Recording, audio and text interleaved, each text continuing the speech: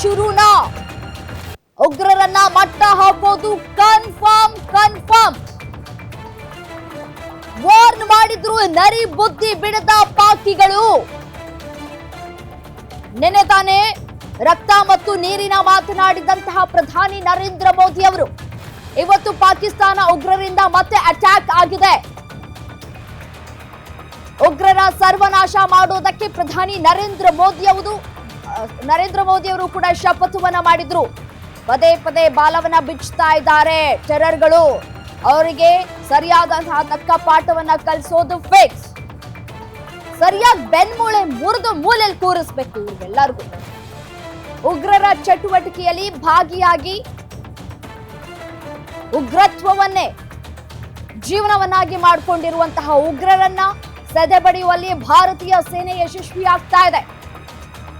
Lashkar A Toiba ಸಂಘಟನೆಗೆ ಸೇರಿದ ಉಗ್ರರು 3 ಇದೀಗ ಸುತ್ತುವರೆದಿದೆ ಸೇನೆ. ಪಾಕ್ನಲ್ಲಿ ಇಟ್ಕೊಂಡು ತರಬೇತಿ ಶಿಬಿರಗಳನ್ನ ಓಪನ್ ಮಾಡಿಕೊಂಡು ಯುವಕರನ್ನ ಟಾರ್ಗೆಟ್ ಮಾಡಿಕೊಂಡು ಯುವಕರಿಗೆ ಒಂದಷ್ಟು ತರಬೇತಿಯನ್ನ ಕೂಡ ಕೊಟ್ಟು ದಾಳಿಗೆ ತಯಾರಿಯನ್ನ ಕೂಡ ಮಾಡಲಾಗ್ತಾ ಇದೆ. ಆ ಒಂದು ಸ್ಥಳಗಳನ್ನೇ ಕೂಡ ಇದೀಗ ಟಾರ್ಗೆಟ್ ಮಾಡಿ ಧ್ವಂಸ ಮಾಡುವಂತಹ ಕೆಲಸವನ್ನ ಭಾರತೀಯ ಸೇನೆ ಮಾಡ್ತಾ ಇದೆ. ನೆನೆ ಕೂಡ ಪ್ರಧಾನಿ ನರೇಂದ್ರ ಮೋದಿ ಅವರು ಕೂಡ ಮಾತನಾಡಿದಂತಹ ಸಂದರ್ಭದಲ್ಲಿ ಅವರು ಯಾವ ರೀತಿಯಾಗಿ ಮಾತನಾಡಿದ್ರು ಅಂದ್ರೆ ನಾವು ಸಾಕಷ್ಟು ಬಾರಿ ಅವರ ಭಾಷಣಗಳನ್ನ ಕೂಡ ಕೇಳಿದ್ದೀವಿ. ಡಿಮಾನಿಟೈಸೇಷನ್ ಆದಂತಹ ಸಂದರ್ಭದಲ್ಲಿ ಅವರು ಯಾವ ರೀತಿಯಾಗಿ ರಿಯಾಕ್ಟ್ ಮಾಡಿದ್ರು ಅನ್ನೋದು ಕೂಡ ಗೊತ್ತಿದೆ. ಈ ಸಂದರ್ಭದಲ್ಲಿ ಅವರ ಒಂದೊಂದು ಮಾತುಗಳು ಯಾವ ರೀತಿಯಾಗಿ ಇತ್ತು ಅನ್ನೋದು ಕೂಡ ಗೊತ್ತಿರುವಂತದ್ದು.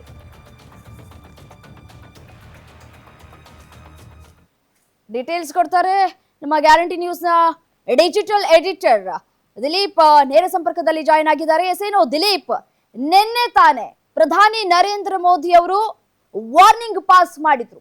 ಉಗ್ರರ ವಿರುದ್ಧ ನಾವು ಯಾವತ್ತೂ ಕೂಡ ಕಾಂಪ್ರಮೈಸ್ ಆಗೋದಿಲ್ಲ ಅಂತ ಹೇಳಿ ನೇರವಾಗಿ ಪಾಕಿಸ್ತಾನಕ್ಕೆ ವಾರ್ ಕೂಡ ಮಾಡಲಾಗಿತ್ತು.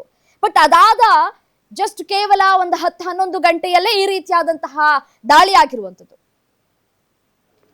ರಮ್ಯಾ, ಏನಂದರೆ ಭಾರತಕ್ಕೆ ಒಂದು ಕದನ ವಿರಾಮ ಘೋಷಣೆ ಮಾಡಿ ಅಂತ ಹೇಳ್ಬಿಟ್ಟು ಮನವಿ ಮಾಡಿದ ಪಾಕಿಸ್ತಾನ ಕೆಲವೇ ಗಂಟೆಗಳಲ್ಲಿ ಕದನ ವಿರಾಮ ಉಲ್ಲಂಘನೆ ಮಾಡಿತ್ತು. ಹಂಗಾಗಿ ಪ್ರಧಾನಿ ಮೋದಿ ಅವರು ನೆನ್ನೆ ಏನೊಂದು ಎಚ್ಚರಿಕೆ ಕೊಟ್ಟಿದ್ದಾರೆ.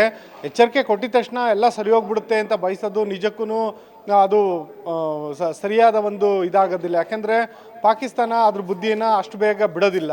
ಅದಕ್ಕೆ ಸಾಕ್ಷಿ ಇವತ್ತು ಬೆಳಗ್ಗೆನೇ ಸಿಕ್ಕಿದೆ. ಏನೊಂದು ಒಟ್ಟು 4 ಉಗ್ರರು ನುಸುಳಿದ್ದಾರೆ ಒಂದು ಪಾಕಿಸ್ತಾನ ಗಡಿಯಿಂದ ಭಾರತಕ್ಕೆ ಅಂತ ಹೇಳ್ಬಿಟ್ಟು ಒಂದು ಮಾಹಿತಿ ಸಿಗ್ತಾ ಇದೆ. ಈ ಪೈಕಿ ಒಬ್ಬ ಉಗ್ರರನ್ನ ಹೊಡೆದುರುಳಿಸಿದ್ದಾರೆ. ಇನ್ನು 3 ಒಂದು ಶೋಧ ಕಾರ್ಯಾಚರಣೆ ನಡೀತಿದೆ.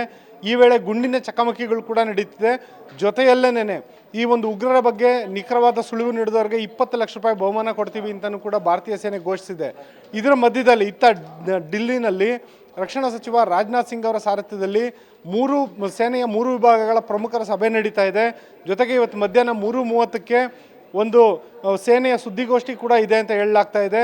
ಗೊತ್ತಿಲ್ಲ ಈ ಒಂದು ಸುದ್ದಿಗೋಷ್ಠಿನಲ್ಲಿ ಸೇನೆ ಇದು ಮತ್ತೊಂದು ಹಂತದ ಆಪರೇಷನ್ ಸಿಂಧೂರಕ್ಕೆ ಘೋಷಣೆ ಮಾಡುತ್ತಾ ಅನ್ನೋ ಒಂದು ಕುತೂಹಲ ಕೂಡ ಸೃಷ್ಟಿಯಾಗಿದೆ. ಯಾಕೆಂದರೆ ಪ್ರಧಾನಿ ಮೋದಿ ಅವರು ನೆನ್ನೆ ತಾನೇ ನೀರು ಮತ್ತು ರಕ್ತ ಎರಡೂ ಒಂದೇ ಸತಿ ಹರಿಯಲ್ಲ ಅಂತ ಹೇಳಿದ್ರು. ಅಂದರೆ ಸಿಂಧೂ ನದಿ ನೀರು ಪಾಕಿಸ್ತಾನಕ್ಕೆ ಹರಿಸೋದ್ರ ಜೊತೆಗೆ ಭಾರತೀಯರ ರಕ್ತವನ್ನು ಕೂಡ ಹರಿಯೋದಕ್ಕೆ ಬಿಡೋದಿಲ್ಲ ಅಂತ ಹೇಳಿದರು. ಜೊತೆಯಲ್ಲೇ ವ್ಯಾಪಾರ ಮತ್ತು ಉಗ್ರವಾದ ಎರಡೂ ಒಂದೇ ಸತಿ ಆಗೋದಿಲ್ಲ ಅಂತಲೂ ಹೇಳಿದರು.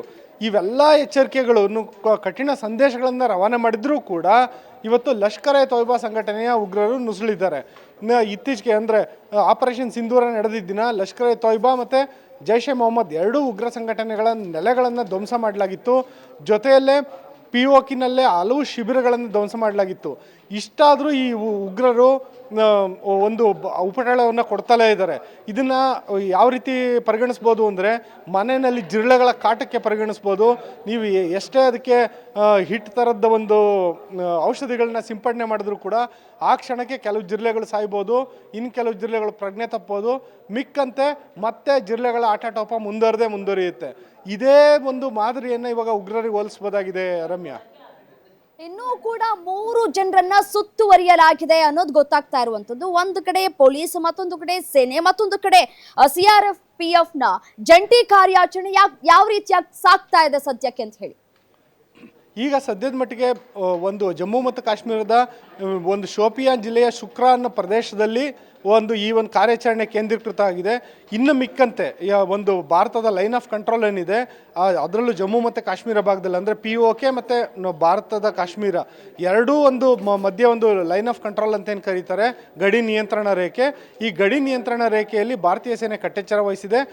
ಇದನ್ನು ಹೊರತುಪಡಿಸಿದರೆ ಪಂಜಾಬ್ ಮತ್ತು ರಾಜಸ್ಥಾನ್ ಮತ್ತು ಗುಜರಾತ್ ಗಡಿಯಲ್ಲಿ ಏನೊಂದು BSF ಒಂದು ಭಾರತೀಯ ಒಂದು ಅಂತಾರಾಷ್ಟ್ರೀಯ ರೇಖೆ ಬಳಿ BSF ಇದೆ, ಅಲ್ಲೂ ಕೂಡ ಹೈ ಅಲರ್ಟ್ ಘೋಷಣೆ ಮಾಡಲಾಗಿದೆ. ಜೊತೆಯಲ್ಲೇ ಭಾರತದ ವಾಯು ರಕ್ಷಣಾ ವ್ಯವಸ್ಥೆಗಳು ಇದು 24/7 ಕಾರ್ಯಪ್ರವೃತ್ತವಾಗಿದ್ದಾವೆ, ಸಂಪೂರ್ಣ ನಿಗಾ ವಹಿಸಿವೆ.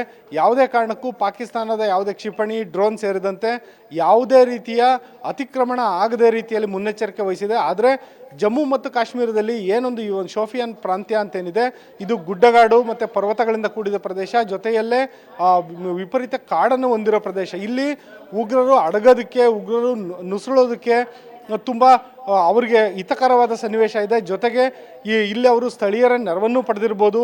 ಹಾಗಾಗಿ ಈ ಒಂದು ಗುಡ್ಡಗಾಡು ಪ್ರದೇಶಗಳಲ್ಲಿ ಯಾವ ದಾರಿಯಲ್ಲಿ ಸಾಗಿದ್ರೆ ಎಲ್ಲಿ ಹೋಗ್ತೀವಿ ಅನ್ನೋದ್ರ ಬಗ್ಗೆ ಒಂದು ನಿಖರ ಮಾಹಿತಿ ಇರೋ ಕಾರಣಕ್ಕೆ ಉಗ್ರರಿಗೆ ಅವರು ಭದ್ರತಾ ಪಡೆಗಳ ಕಣ್ ತಪ್ಪಿಸುವಂಥ ಪ್ರಯತ್ನಗಳು ಇಲ್ಲಿ ಹೆಚ್ಚಾಗಿ ನಡೆಯುತ್ತೆ. ಹಾಗಾಗಿ ಭಾರತೀಯ ಸೇನೆ ಕಟ್ಟೆಚ್ಚರ ವಹಿಸಿದೆ. ಜೊತೆಯಲ್ಲೇ ಒಂದು ಶಸ್ತ್ರಸಜ್ಜಿತವಾದಂಥ ಯೋಧರು ಈ ಒಂದು ಉಗ್ರರನ್ನು ಸುತ್ತುವರೆದಿದ್ದಾರೆ. ಉಗ್ರರ ಜೊತೆ ನಿರಂತರವಾಗಿ ಗುಂಡಿನ ಕಾಳಗ ನಡೀತಿದೆ. ಭಾರತೀಯ ಸೇನೆಯ ಗುರಿ ಒಂದೇ, ಯಾವುದೇ ಕಾರಣಕ್ಕೂ ಉಗ್ರರು ಪಾಕಿಸ್ತಾನದ ಗಡಿ ದಾಟಿ ಭಾರತದೊಳಗೆ ಬರಬಾರ್ದು. ಒಂದು ವೇಳೆ ಬಂದರೆ ಅವರು ವಾಪಸ್ ಹೋಗಬಾರ್ದು, ಅಥವಾ ಭಾರತದೊಳಗೆ ಬಂದು ಯಾವುದೇ ವಿಧ್ವಂಸಕ ಕೃತ್ಯವನ್ನು ಎಸಗಬಾರ್ದು. ಇದು ಭಾರತೀಯ ಸೇನೆಯ ಗುರಿ. ಇದೇ ಒಂದು ಮಾಹಿತಿ ಕೂಡ ಲಭ್ಯ ಆಗ್ತಾ ಇದೆ ಗ್ಯಾರಂಟಿ ನ್ಯೂಸ್ಗೆ. ಒಟ್ಟು 3 ಉಗ್ರರನ್ನ ಹೊಡೆದು ಉರುಳಿಸಲಾಗಿದೆ ಅನ್ನುವಂತಹ ಮಾಹಿತಿ ಸಿಗ್ತಾ ಇದೆ. ಇನ್ನು ಸ್ಥಳದಲ್ಲಿ 3 AK-47 ಗನ್ ಅನ್ನ ಕೂಡ ವಶಪಡಿಸಿಕೊಳ್ಳಲಾಗಿದೆ ಅನ್ನುವಂತಹ ಡೀಟೇಲ್ಸ್ ಸಿಗ್ತಾ ಇರುವಂತದ್ದು. ಮತ್ತೆ 2 ಯೋಧರಿಗೂ ಕೂಡ ಗಾಯಗಳಾಗಿದೆ ಅನ್ನುವಂತಹ ಮಾಹಿತಿ. ಹೌದು ರಮ್ಯಾ, ಏನಂದರೆ ಈಗ ಒಂದು ಕಾರ್ಯಾಚರಣೆ ಏನೊಂದು ಸಾಕ್ತಾನೆ ಇದೆ ಕಂಟಿನ್ಯೂಯಸ್ ಆಗಿ. ಈ ಒಂದು ಕಾರ್ಯಾಚರಣೆ ವೇಳೆ ಏನೊಂದು ಭಾರತೀಯ ಸೇನೆಗೆ ಒಂದು ಸ್ಟ್ಯಾಂಡರ್ಡ್ ಆಪರೇಟಿಂಗ್ ಪ್ರೊಸೀಜರ್ ಅಂತ ಇರುತ್ತೆ. ಅಂದರೆ ಯಾವುದೇ ಒಂದು ಕಾರ್ಯಾಚರಣೆ ನಡೆಸಿದ ಸಂದರ್ಭದಲ್ಲಿ ಉಗ್ರರ ಬಳಿ ಯಾವೆಲ್ಲ ವಸ್ತುಗಳು ಸಿಕ್ತು, ಆ ವಸ್ತುಗಳ ಒಂದು ಎಲ್ಲಿಂದ ಉತ್ಪನ್ನ ಬಂತು, ಜೊತೆಗೆ ಯಾವೆಲ್ಲ ಉಪಕರಣಗಳು ಸಿಕ್ತು, ಈ ಮೂಲಕ ಆ ಉಗ್ರರ ಒಂದು ಮೂಲವನ್ನು ಪತ್ತೆ ಹಚ್ಚುತ್ತೆ ಭಾರತೀಯ ಸೇನೆ. ಈಗ ಒಂದು ನಡೆದಿದೆ ಅಂದರೆ ಅದು ಅತಿ ದೊಡ್ಡ ಕಾರ್ಯಾಚರಣೆ ಆಗಿರುತ್ತೆ. ಮತ್ತು ಭಾರತೀಯ ಸೇನೆಗೆ ದೊಡ್ಡ ಯಶಸ್ಸು. ಮತ್ತು ಈ ಒಂದು ಉಗ್ರರನ್ನು ಹೊಡೆದುಳಿಸಿದ ಬಳಿಕ ಅವರ ಒಂದು DNA ಮಾಹಿತಿಯನ್ನು ಸಂಗ್ರಹಿಸಲಾಗುತ್ತೆ.